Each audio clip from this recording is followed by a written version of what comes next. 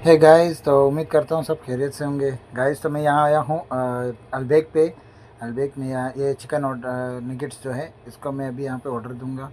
और अभी मैंने ऑर्डर दे दिया है, मैंने यहाँ पे बिल भी ले लिया।